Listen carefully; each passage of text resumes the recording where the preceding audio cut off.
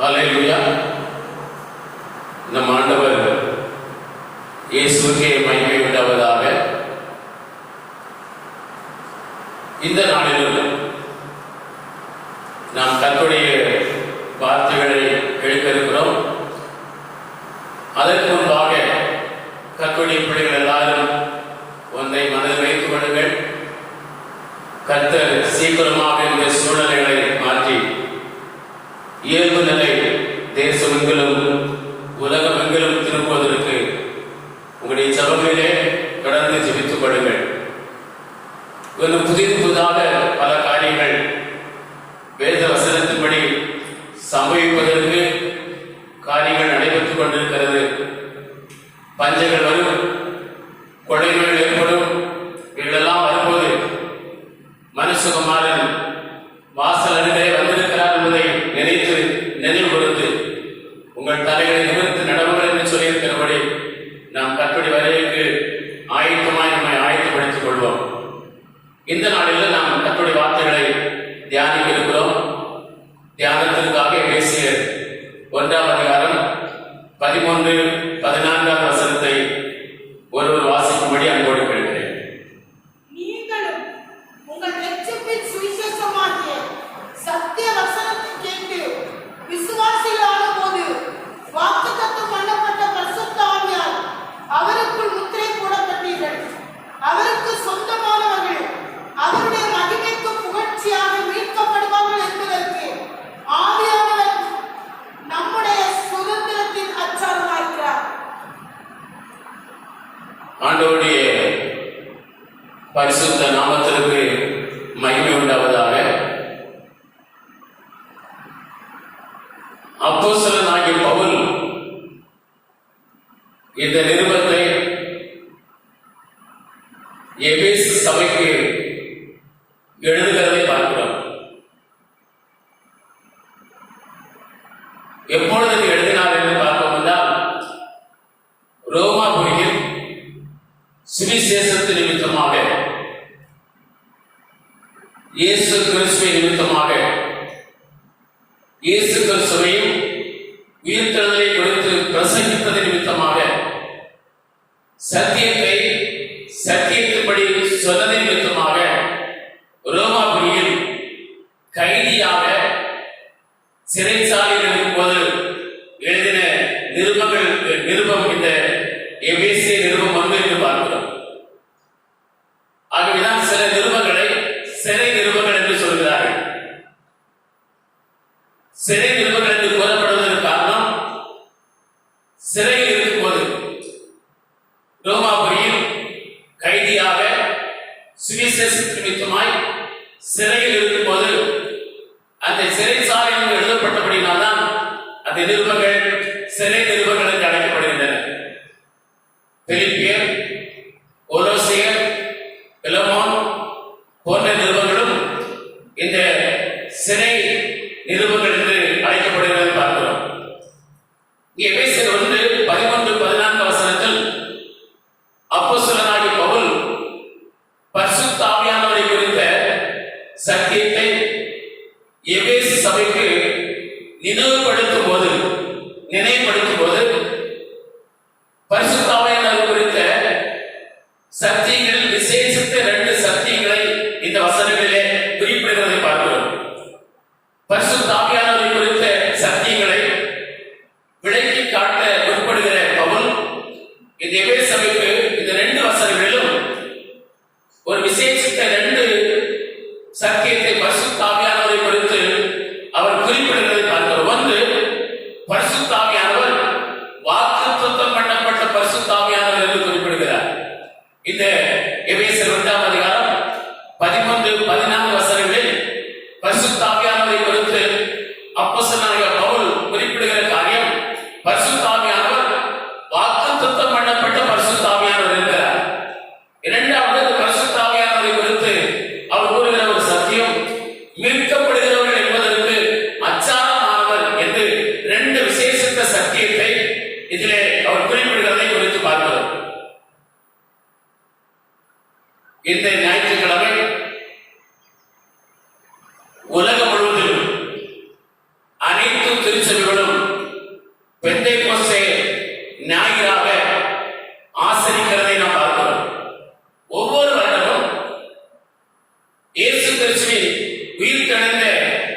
ஞாயிறுக்கு பின்பும் 7வது ஞாயிற்றுக்கிழமை பெந்தேகோஸ்தே ஞாயிற்றுக்கிழமையாக உலகம் முழுவதும் இருக்கிற அனைத்து திருச்சபைகளும் ஆசரிக்கிறார்கள். அப்போஸ்தலர் 2ஆம் அதிகாரம் 1ஆம் வசனத்தில் வாசிக்கிறோம், பெந்தேகோஸ்தே என்னும் நாள் வந்தபோது அவர்கள் எல்லாரும் ஒருமனப்பட்டு ஓரிடத்தில் வந்திருந்தார்கள் என்று கூறப்பட்டிருக்கிறது. வசனம் 2இல் அவர்கள் கூடியிருந்தது ஒரு வீடு என்று கூறப்பட்டிருக்கிறது. பெந்தேகோஸ்தே என்னும் நாளில் அவர்கள் எல்லாரும் ஒருமனப்பட்டு ஓரிடத்தில் வந்திருந்தார்கள். அவர்கள் வந்திருந்தது, கூடி வந்திருந்த அந்த இடம், ஒருமனப்பட்டு கூடியிருந்த இடம் ஒரு வீடு என்று அப்போஸ்தலர் 2ஆம் அதிகாரம் 2ஆம் வசனத்திலே சொல்லப்பட்டிருக்கிறது. அப்போஸ்தலர் 1ஆம் அதிகாரம் 13ஆம் வசனத்தில் அந்த வீடு எருசலேமிலே காணப்பட்ட வீடு என்றும், அந்த வீட்டின் மேல் வீட்டில் தான் அவர்கள் எல்லாரும் ஒருமனப்பட்டு கூடி வந்திருந்தார்கள் என்று கூறப்பட்டிருக்கிறது. இதற்காக அந்த மேல் வீட்டிலே அவர்கள் ஒருமனப்பட்டு கூடி வந்திருந்தார்கள்.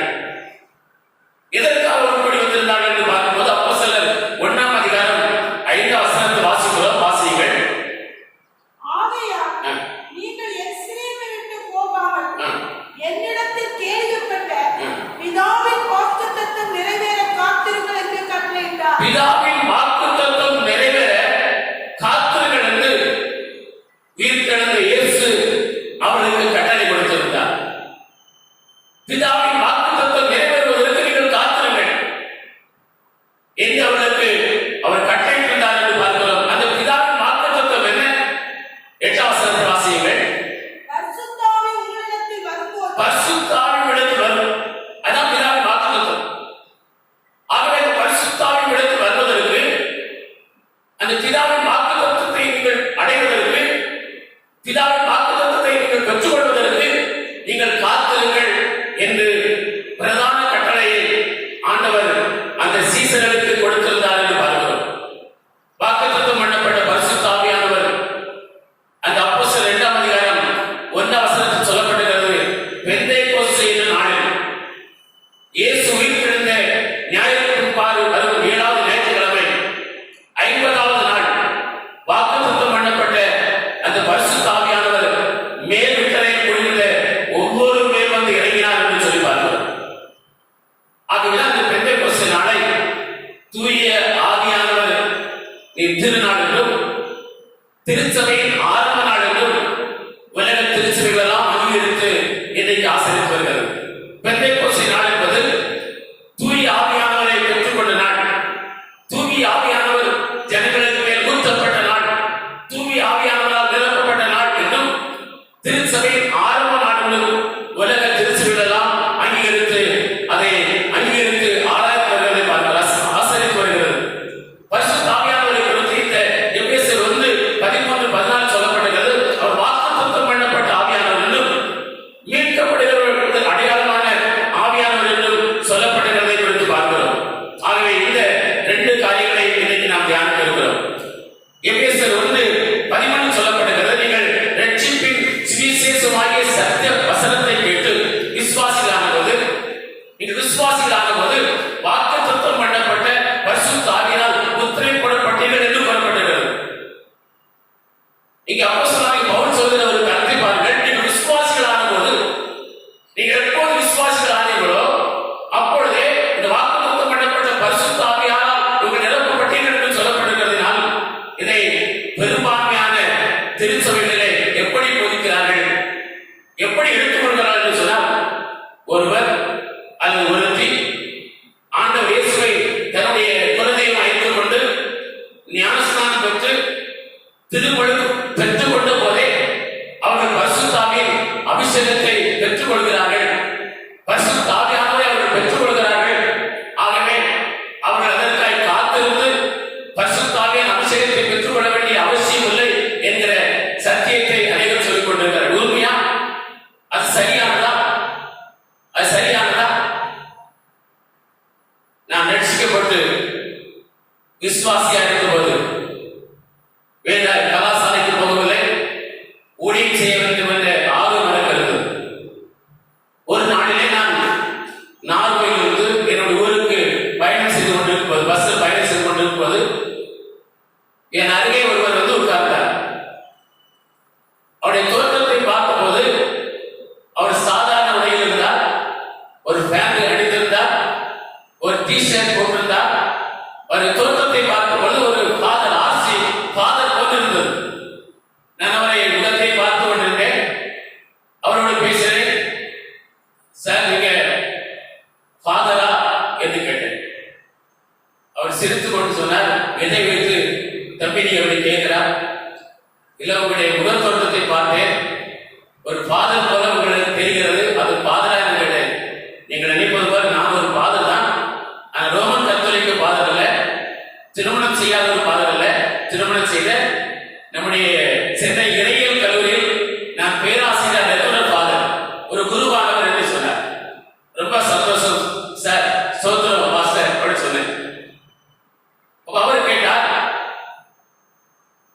நீங்க எந்த சபைக்கு செல்கிறீர்கள் என்று கேட்டார். எந்த ஊர் என்று கேட்டார். ஊரை சொன்னேன். எந்த சபைக்கு நீங்கள் செல்கிறீர்கள் என்று கேட்டார். நான் என் சபையை சொன்னேன். ஐயா, என் ஊர் இந்த ஊர், நான் அங்கே இருக்கிற பெந்தேகோஸ்தே சபைக்கு நான் போய் கொண்டிருக்கிறேன், இந்திய தேவ சங்க சபைக்கு நான் போய் கொண்டிருக்கிறேன் என்று கேட்டு சொன்னேன். அவர் சொன்னார், சிரித்துக் கொண்டே சொன்னார், நீங்கள் பூர்வீகமாக நீங்கள் பெந்தேகோஸ்தே குடும்பத்திற்கு வந்தவர்களா? இல்லை, நான் ஒரு தென்னிந்திய திருச்சபையை சேர்ந்தவர், இப்பொழுது நான் இந்த பெந்தேகோஸ்தே திருச்சபைக்கு போய் கொண்டிருக்கிறேன் என்று சொன்னேன். அவர் சொன்னார், அங்கே அந்நிய பாஷை என்று ஒன்று இருக்கிறது, அதை குறித்து எனக்கு சொல்ல முடியுமா தம்பி அப்படி கேட்டார். பாஸ்டர், எனக்கு தெரிந்தது சொல்றேன், ஆனால் தவறு இருந்தால் மன்னிக்க வேண்டும், சொல்லு தம்பி அப்படி சொன்னார். அவர் சொன்னேன், பாஸ்டர், இந்த அந்நிய பாஷை குறித்து நான் உங்களுக்கு சொல்ல வேண்டும் என்றால் அப்போஸ்தலர் நடவடிக்கையில் பார்க்கும்போது அவர்கள் எல்லாரும் ஒருமனப்பட்டு கூடியிருந்த இடத்தில் 120 பேர் கூடியிருந்தார்கள் என்று வேதம் சொல்லியிருக்கிறது. அப்படி கூடியிருந்த இடத்தில் அவர்கள் எல்லாரும் ஜெபம் பண்ணி கொண்டிருக்கும் போது ஆவியானவர் மேலே வந்து இறங்கின பொழுது அவரவர் தங்களுக்கு கொடுக்கப்பட்ட வரங்களின்படியே பற்பல பாஷைகளை பேச தொடங்கினார்கள் என்று வேதம் சொல்லியிருக்கிறது. அப்படி பேச தொடங்கின பொழுது அந்த பெந்தேகோஸ்தே பண்டிகைக்கு பல்வேறு நாட்டில் இருந்த தேவபக்தருடைய யூதர்கள் எல்லாம் வந்திருந்தார்கள் என்று வேதம் வாசிக்கிறோம். அப்படி வந்தவர்களிலே குறிப்பிட்ட 18 தேசத்திலிருந்து இந்த பண்டிகைக்கு யூதர்கள் வந்திருக்கிறார்கள், தேவபக்தருடைய யூதர்கள்.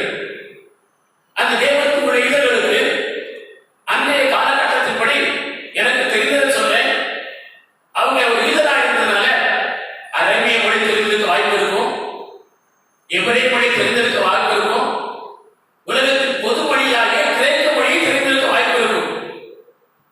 ஆனால் அவருடைய ஜென்ம பாஷை என்பது என்ன? எந்த தேசத்தில் குடியிருக்கிறார்களோ அந்த தேசத்து பாஷை அவருக்கு சொந்த பாஷை, ஜென்ம பாஷை. அப்ப இங்கே குடியிருக்கிறதா கலிலேயமாகி மனுஷன் என்று சொல்லி பார்க்கிறோம். நீங்கள் அந்த புஸ்தகத்தை வாசிக்கிறதா கலிலேயராகி மனுஷன் என்று அவரை குறித்து சொல்லப்படுகிறது. இந்த கலிலேயருக்கும் யூதர்களாக இருப்பதினால் ஒருவேளை அவர்களுக்கும் அரபிய மொழி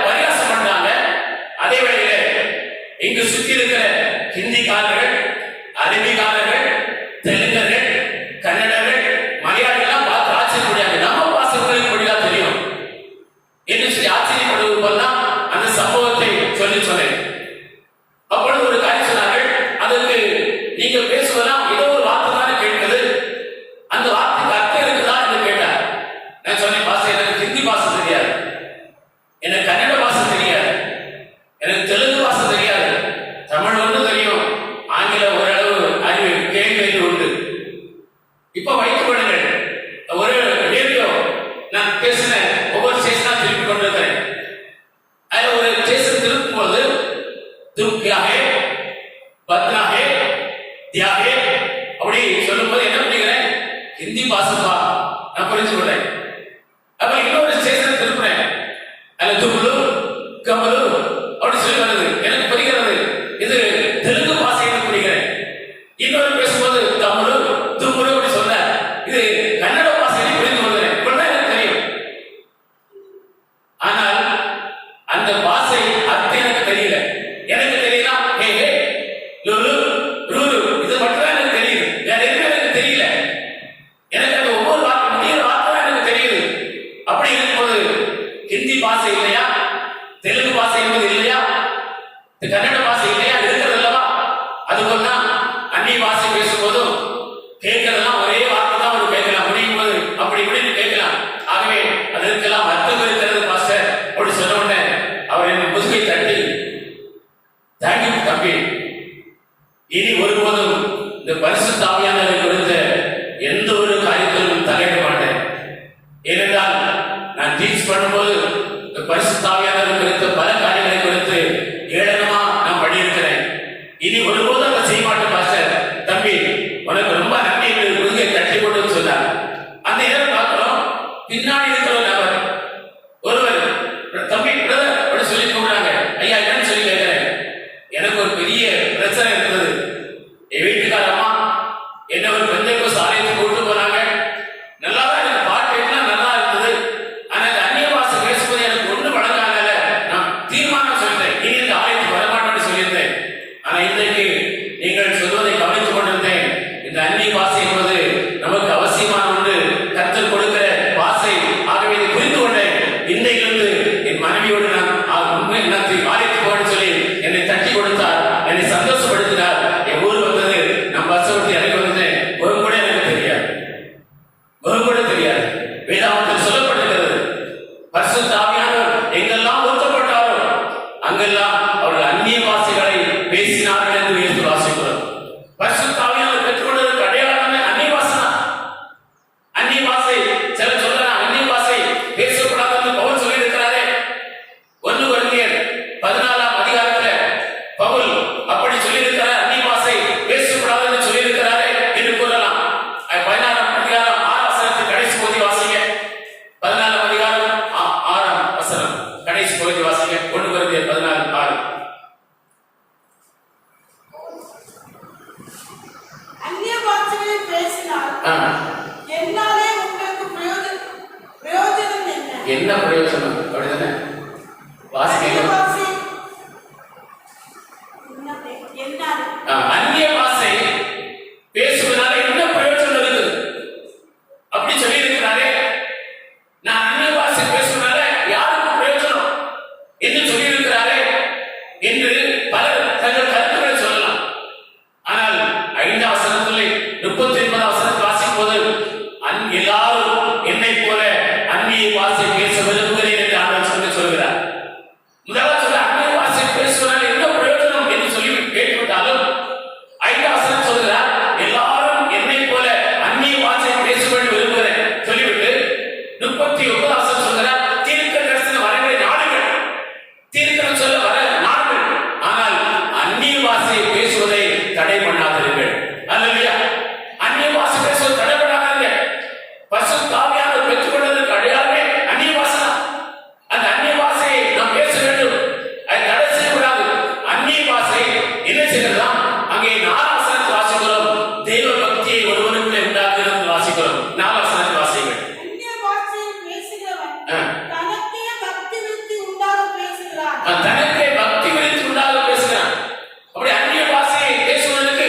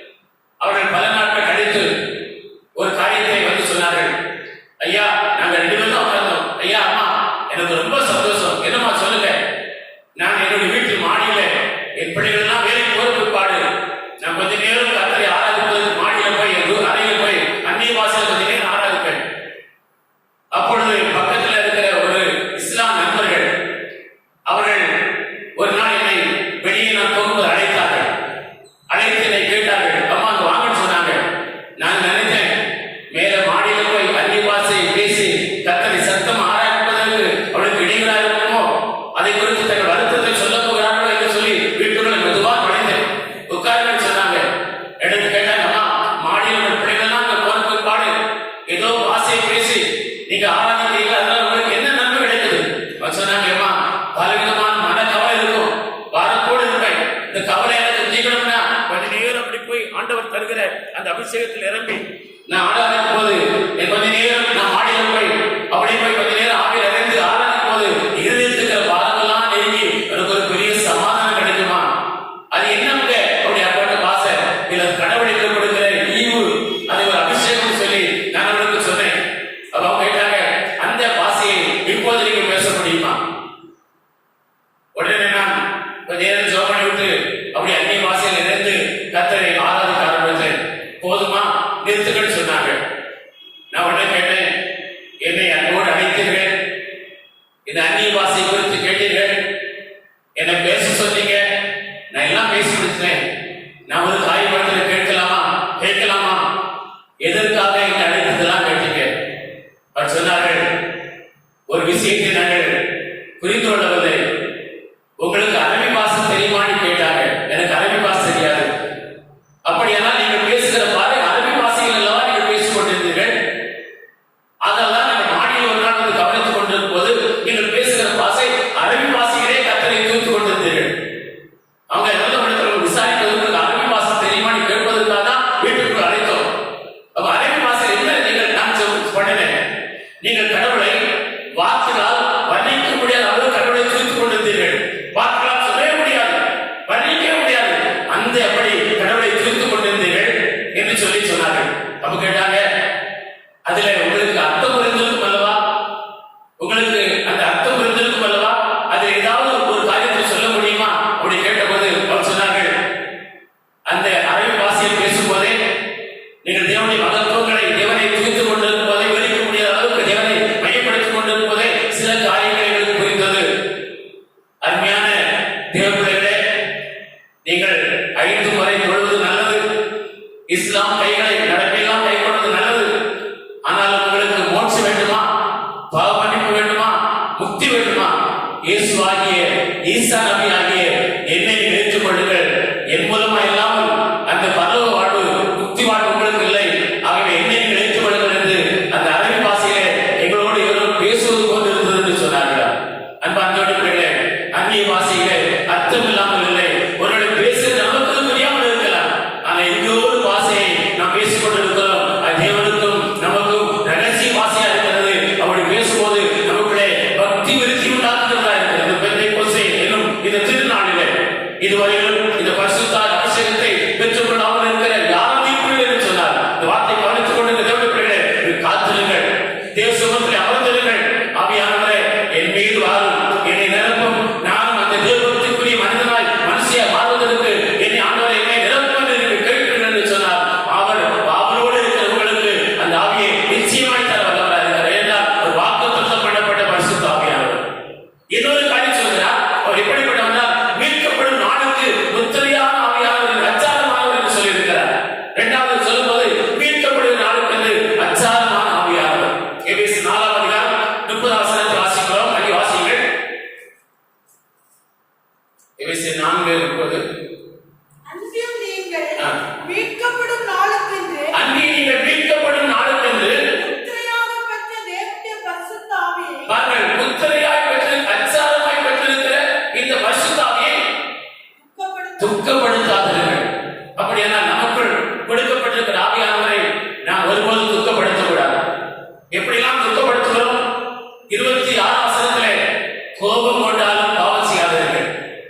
கோபம் வரலாம், ஆனால் பாவத்திற்கு மட்டும் இடம் கூடாமல் நீங்கள் பாவம் செய்யும் போது ஆவியானவர் துக்கப்படுவார். பிசாசு கிடக்கூடாதீர்கள். எந்த ஒரு காரியத்துக்கும் பிசாசுக்கும் அவருடைய காரியத்திற்கும் உலகத்தில் கிடக்கூடாதீர்கள். நீங்கள் பிசாசு கிடப்படுகிறீர்கள் என்று சொன்னால் ஆவியானவர் துக்கப்படுவார். கெட்ட வார்த்தைகள் ஒன்றும் வாய்க்கு புறப்பட வேண்டாம். நல்ல வார்த்தைகளே நீங்கள் பேசுங்கள். கெட்ட வார்த்தை வாய்க்கு புறப்படுமானால் ஆவியானவர் துக்கப்படுவார். 30 வசனத்திலே சகல விதமான கோபம், அடுத்து வாசிங்க, சகல விதமான கோபம், மூர்க்கம், சகல விதமான கசப்பும் சகல விதமான கசப்பும், கோபமும், மூர்க்கமும், கூக்குரலும், தூஷணமும், எந்த துர்க்குணமும், எந்த துர்க்குணத்திற்கு விட கொடுக்கூடாது. துர்க்குணம் இருக்கும்போது ஆவியானவர்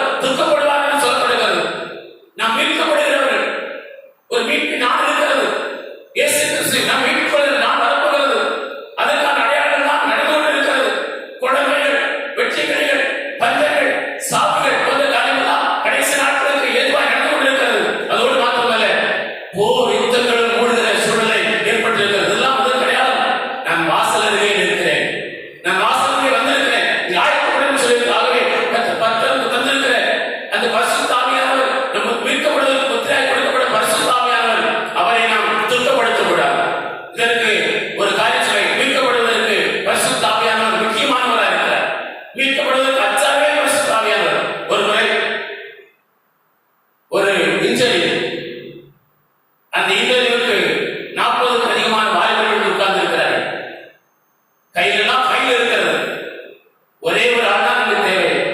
டைபிஸ்டுக்காக டைபிஸ்ட் வேலைக்கு ஒருவர் தேவை. 40க்கு அதிகமான பேர் தன்னை கையில கையோடு வந்திருக்கிறாங்க. அதிகாரி வர லேட்டாவதுனால தாமதமாவதுனால எல்லாரும் பேசிக் கொண்டிருக்கிறார்கள். திடீர்னு இந்த இன்டர்வியூ அதிகாரி வேகமாய் நுழைந்து தன் அழைப்புகளை போகிறார். நிசப்தம் ஏற்படுகிறது. நிசப்தமா இருக்கிறாங்க. இன்டர்வியூக்கு அத்தனை பேர் வாய்க்கமா இருக்கிறாங்க. அப்படி நிசப்தமா இருக்கும்போது சில நிமிடங்கள் கழிந்து கொண்டிருக்கிறது. ஒரு வாலிபன் தன் இருக்கை வைத்து எழுந்தான். தன் ட்ரெஸ் எல்லாம் சரி பண்ணினான். தன் பையை எடுத்தான். வேகமாக அந்த அதிகாரியின் இன்டர்வியூ அது அடிப்படையில் நுழைந்தான். எல்லாரும் பார்த்து வேடிக்கையாக பார்த்தாங்க, சிரித்தாங்க, பரியாசம் பண்ணாங்க, சிரித்தாங்க, ஒருவருக்கு ஒரு பரிசம் பண்ணி கொண்டிருந்தார்கள். அந்த மனிதன் அந்த வாலிபன் உள்ளே போனான். சில நிமிடம் கழிந்தது. முகத்தில் மிகுந்த மகிழ்ச்சியோடு வெளியே வந்து தன்னுடைய இருக்கையில் உட்கார்ந்து கொண்டார். எல்லாரும் அவரை பார்த்து கொண்டிருக்கிறாங்க. சிலர் படைக்கிறாங்க, சிலர் பரியாசம் பண்றாங்க, சிலர் ஏழமா பார்க்கிறாங்க, ஒருவர் அவர்கள் குறித்து பேசிக் கொண்டிருக்கிறாங்க. இன்னும் சில நிமிடம் கழிக்கிறது. இன்டர்வியூ அதிகாரி வெளியே வருகிறார். இன்டர்வியூ முடிந்து விட்டது. தேவையான நபர் செலக்ட் பண்ணப்பட்டு விட்டார். நீங்கள் வீட்டுக்கு போகலாம். அத்தனை பேரும் அந்த அதிகாரியை சூழ்ந்து கொள்கிறார்கள். எப்படியா முடிந்தது? எப்ப இன்டர்வியூ நடந்தது? நீங்கள் அழைக்கவே இல்லையே. அவர் சொன்னார், நீங்கள் வந்திருக்க வேலை என்ன? டைபிஸ்ட் வேலை. நான் நிசப்தமா இருக்கும்போது உள்ளே இருந்தேன். டைப்ல இன்டர்வியூ வருகிறவர்கள் உடனே உள்ளே வாங்க சொல்லி டைப் பண்ணேன். டைபிஸ்ட் டைப் பண்ணேன். சீக்கிரம் பார்த்தேன். அப்படியே ராணுவத்திற்கு சீக்கிரம் பார்த்து போர்டு இருக்கிறது. போலீஸுக்கு துறைக்கு ஒரு சீக்கிரம் போர்டு இருக்கிறது. சில நம்பர்கள் சொல்வார்கள், சில வார்த்தைகள் சொல்வார்கள். அது ஒவ்வொன்றுக்கும் அர்த்தம் இருக்கிறது. அதுபோல நான் டைப் மிஷின்ல போய் இன்டர்வியூ வருகிறவர்கள் வரட்டும் என்று சொல்லி டைப் பண்ணேன். அவனுடைய காதுகளிலே அது கேட்டது. அவனுக்கு அந்த ரகசிய மொழி புரிந்தது.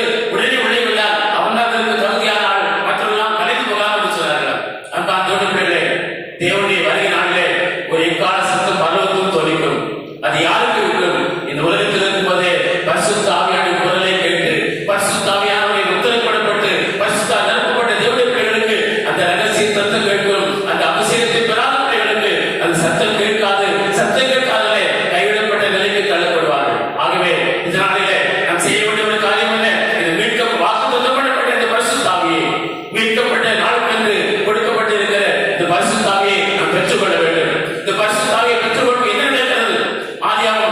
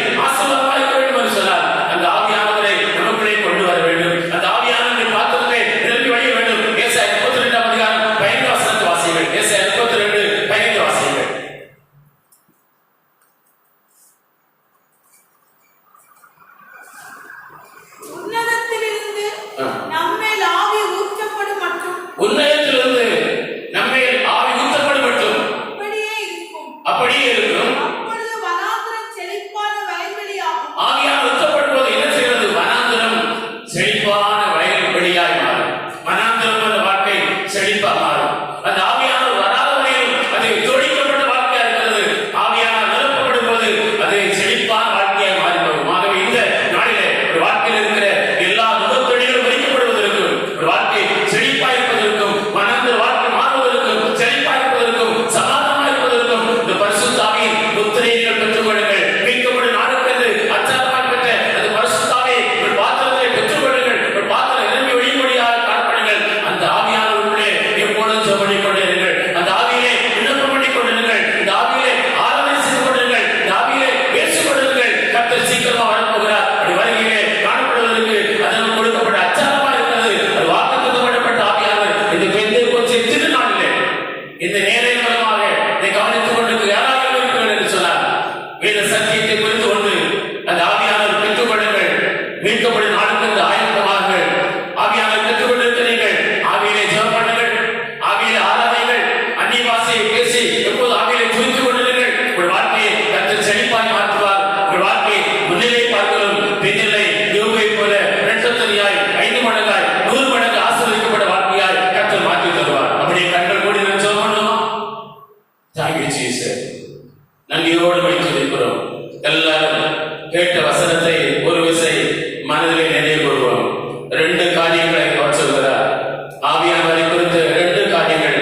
ஒன்று, வாக்குத்தத்தம் பண்ணப்பட்ட ஆவியானவர். 2, மீட்கப்படுவதற்கு அச்சாரமான ஆவியானவர்.